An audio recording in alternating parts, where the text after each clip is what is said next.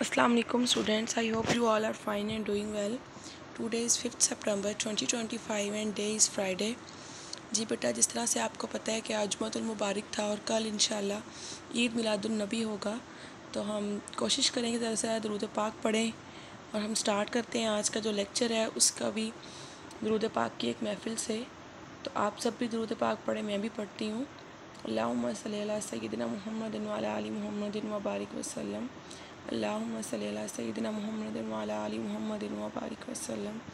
अल्लाहुम्मा सल्ली अला सय्यिदिना मुहम्मदिन व अला आलि मुहम्मदिन व बारिक वसल्लम। जी बेटा, और आज आप लोगों को पता है कि जिस तरह से हमारा स्कूल जो था वो 6 सितंबर 1993 को जो है उस बना था, और उसकी वजह से जो है आज हमने यौम तसीस मनाया है। और अल्हम्दुलिल्लाह हमारे अदारे को बने हुए 32 साल हो गए हैं। उसकी वजह से हमारे स्कूल में आज छोटा सा फंक्शन था, जिसकी वजह से आपके कुछ लेक्चर्स मिस हुए हैं, तो इसीलिए हमने आज ऑनलाइन लेक्चर्स बनाए हैं। तो इनको ज़रा अच्छी तरह सुन लें और अपना जो है ना, जो भी कमी है उसको पूरा कर लीजिएगा। तो स्टार्ट करते हैं बेटा, हमारा आज का SLO देखते हैं सबसे पहले। जी बेटा, यहाँ पर आपको स्क्रीन पे नज़र आ रहा होगा SLO है हमारा, solve real life problems using number sequences and patterns. तो आज जो हमने काम करना है वो हमने रियल लाइफ प्रॉब्लम्स कुछ होंगी उनको सॉल्व करना है नंबर सीक्वेंसेस और पैटर्न्स की हेल्प से। और जो हमारा टॉपिक है वो है unit check 6 question number 1 to 5 which is on your book page number 96 and 97। तो यूनिट चेक 6 है तो ऑब्वियस सी बात है क्वेश्चन नंबर 1 एंड 2 जो है वो आपका ऑब्जेक्टिव पार्ट होगा। तो सबसे पहले जो है बुक का स्टार्ट करते हैं। Open your books page number 96। जी बेटे, मैं यहाँ पर आपकी बुक ओपन कर ली है। इसमें जो आपके पास क्वेश्चन नंबर 1 है वो इन सर्कल द करेक्ट ऑप्शन। तो सबसे पहला MCQs देखते हैं। The seventh term of the sequence 13, 35, 57, 79 and 101 is. अब हमने बतानी है इसकी सेवंथ टर्म क्या है। सीक्वेंस हमारे पास गिवन है, उसकी पहली जो 5 टर्म थी वो यहाँ पर लिखी हुई है। ठीक है, तो इसको हम by position to term rule भी फाइंड आउट कर सकते हैं and by term to term rule भी फाइंड आउट कर सकते हैं। सो लेट्स सी, हम पहली टर्म देखते हैं तो वो है 13, उसके बाद 35 है। तो 35 में से अगर -13 करें तो आंसर क्या आएगा बेटे? जी बिल्कुल 22 आएगा। तो अगर मैं 22 ऐड करूँ इसके अंदर 13 के अंदर तो 35 आता है, उसके बाद 35 + 22 विच इज़ इक्वल टू 57। इसी तरह से हर टर्म के अंदर 22 ऐड करने से नेक्स्ट टर्म बनती जा रही है। तो 5 टर्म्स गिवन है। अगर मैं 6 वाली टर्म यहाँ पे फाइंड आउट करना चाहती हूँ तो क्या होगा जी? 101 के अंदर आपके पास हम अगर प्लस करेंगे 22 तो बेटा आप लोगों के पास आंसर आ जाएगा 123 which is your 6th term, जिस तरह से ऑप्शन बी है। लेकिन हमें चाहिए 7th टर्म। तो अगर 123 है तो उसके अंदर प्लस करके देख लेते हैं 22, तो क्या आंसर आएगा? 3 + 2 5, तो आंसर आएगा बेटा जी 145 विच इज़ योर ऑप्शन 3। तो आपके पास फर्स्ट का आंसर क्या आ जाएगा? Option number 3। उसके बाद देखें, मैं ये वाला रेस कर रही हूँ ताकि हम नेक्स्ट MCQs कर सकें। ऑप्शन बी देखें बेटे, if the nth term of the sequence is 2 × n² - 4 then the 4th term of the sequence. अब यहाँ पर देखें nth टर्म वाले हमने क्वेश्चंस भी किए हैं। जब nth टर्म गिवन है ना, तो इट्स मीन हमने जहाँ पर n है वहाँ पर जो भी टर्म फाइंड आउट करनी है वो वैल्यू पुट कर देंगे, आपके पास आंसर आ जाएगा। तो पुट करके देखते हैं। n की जगह पर हम 4, जी बेटा यहाँ मैं पुट करती हूँ। n की जगह पर 4, देखते हैं क्या आता है। तो 2 आपके पास था, 4 का यहाँ पर मैं लूँगी जी स्क्वायर। उसके बाद क्या है, और ये होना 2 सबके साथ मल्टीप्लाई होगा -4। तो क्या आंसर आएगा? 4 × 4 = 16। तो 2 × 16 - 4 विच इज़ इक्वल टू 2 × 12। तो आंसर आपके पास क्या आ जाएगा जी? 24 which is your third option, जो मैंने यहाँ पे मार्क किया हुआ है। ठीक है, उसके बाद देखते हैं कि आपके पास जो ऑप्शन 3 है उसमें क्या है। Option C is the degree of the polynomial. Polynomial given है, देखें x² y³ + y⁴ + x² + 1 is. अब हमने डिग्री बतानी है ना बेटा, तो डिग्री हमें पता है क्या होती है? हाईएस्ट पावर होती है ना किसी भी पॉलिनोमियल की। तो अगर हम ज़ाहिर देखें तो आपके पास y की पावर हाईएस्ट है 4, वो 4 लग रही है, लेकिन इसका आंसर 4 नहीं है, इसका आंसर है 5। अब ये 5 किस तरह से है? देखें एक्स की पावर 2 है, वाई की पावर 3 है, तो अगर मैं इन दोनों को ऐड कर दूँ 2 + 3 तो आपके पास क्या बनेगा जी 5। तो जो आपके पास ये है 4 वाला ऑप्शन है। ठीक है, इसका ये आंसर आ जाएगा। उसके बाद देखते हैं ऑप्शन नंबर डी। तो डी में बेटा आप लोगों के पास वो क्या कह रहे हैं जी, factors of the expression x² - 8x + 15 are. अब हमने इसके फैक्टर्स बताने हैं कौन कौन से आएंगे, तो हम इसकी फैक्टराइजेशन करके देख लेते हैं। अब आपके पास था x² - 8x, तो क्या मैं इसके फैक्टर्स बना सकती हूँ 5x और 3x के हिसाब से, क्योंकि 5 3 = 15 होता है। x² - 3x - 5x बनाते हैं, तो इन दोनों में से क्या चीज़ कॉमन आ जाएगी बेटे, x कॉमन आ जाएगा, x - 3 बच जाएगा, और आगे वाले में से अगर मैं -5 कॉमन लेती हूँ तो आपके पास अगेन x - 3 आपके पास आंसर आ जाएगा। इसी तरह से आपके पास जो फैक्टर्स बनेंगे वो क्या बनेंगे, x - 5 एंड x - 3। इसी तरह से ऑप्शन नंबर है आपके पास E, polynomials which contain only 2 terms are known as monomials, binomials, trinomials, या फिर है जी क्वाड्रीनोमियल्स। तो हमें पता है कि जब 2 टर्म्स होती हैं तो उसका आंसर क्या होता है जी बाइनोमियल्स होता है। उसके बाद देख लेते हैं बेटा आपके पास है blanks. Fill in the blanks में कह रहे हैं ए पार्ट में the 20th term of the sequence. अब सीक्वेंस गिवन है, हमने इसकी 20th टर्म जो है वो फाइंड आउट करनी है। तो इसमें देखें पोजीशन टू टर्म रूल बनाना पड़ेगा। देखते हैं किस तरह से बनेगा। देखिए फर्स्ट टर्म है तो वो 3 है, अगली है 7। तो अगर मैं यहाँ पोजीशन टू टर्म रूल बनाती हूँ कि 3 × 1 फर्स्ट पोजीशन है, ठीक है, तो फर्स्ट पोजीशन को 3 के साथ मल्टीप्लाई करेंगे, प्लस कर दें 0 तो 3 आ जाएगा। अगर मैं सेकंड देखूँ 3 × 2 6 + 1।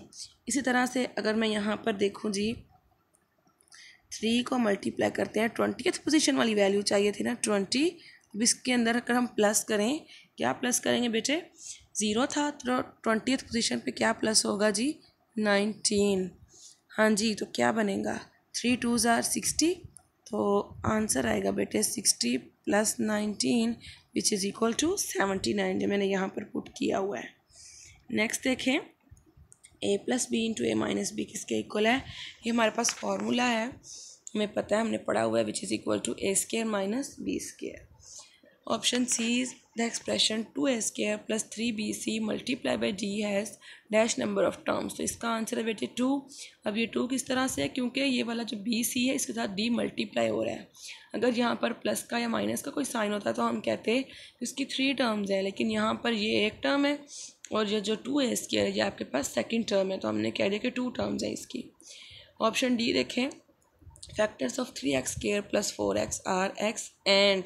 अब वो कह रहा है कि अगर मेरे पास जो है ये फैक्टर्स बने हुए हैं, इसके फैक्टर्स क्या बन सकते हैं इस एक्सप्रेशन के, एक तो x बनेगा, दूसरा क्या बनेगा, तो अगर मैं 3x² लिख लेते हैं इधर,